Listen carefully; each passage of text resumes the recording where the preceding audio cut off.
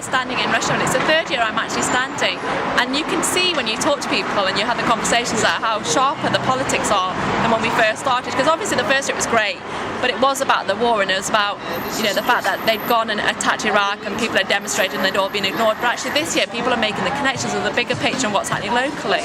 So they talk to you about the kind of idea that, you know, we've got billions to spend on war, but what's happening to our local areas? In Rusholme we've got no community centres, we've got no local facilities, and the hospitals are being closed down. You know, people recognise the lack of services. They recognise the fact that the teachers are on strike on the 24th of April. And why is that? Because we have no money. Well, it's not that, is it? It's not because they've got no money, it's because the money's being spent on a war that no one in this area agrees with.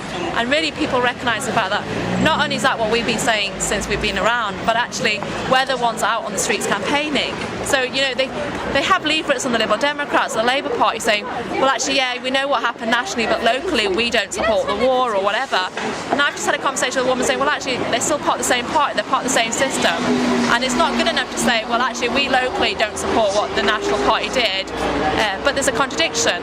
So the fact that our party, not only as activists, but actually as leaders nationally, say the same line, people are really pleased with that, and they understand that, and they know the fact that we're not here as career politicians. We're not going to disappear when the elections are over. We're still going to be here. We're going to campaign all year round about things that matter. And really that's what people want. They want to be represented by people like myself and people that relate to the people that live in the area. What is the current danger to the NHS in this area, you say? It's this idea of privatisation, you know, that it's being sold off bit by bit. People know what's happened with Karen Reisman, and they recognise the fact that she spoke up against something that was really important and she lost her job. And why is that? Why is it that you can speak up for the patients, which is obviously where her loyalties lay, and she loses a job over it? And even now the nurses came out on strike, the local people in the area, you know, support her campaign. We know that, you know, it suits those with the money and the power to keep Karen quiet. I mean, I've just spoke to a woman now who said to me that she sits on the board for the users in the NHS, and she's talking about the fact that people are frightened now to speak up because they've seen what happened to Karen, and they understand the fact that she's been made a scapegoat. And that's horrible, you know, the fact that they're there to speak up for the patients. And Karen spoke up with the people that had the least voice in our community, and yet look how she's been treated.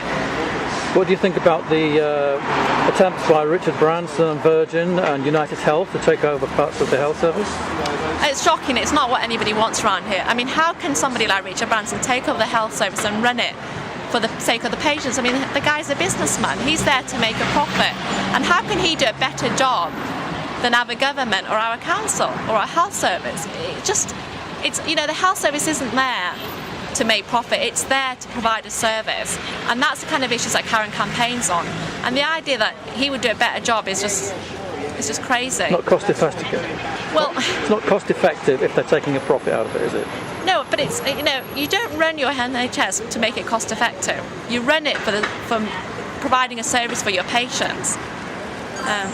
So that's what it's about.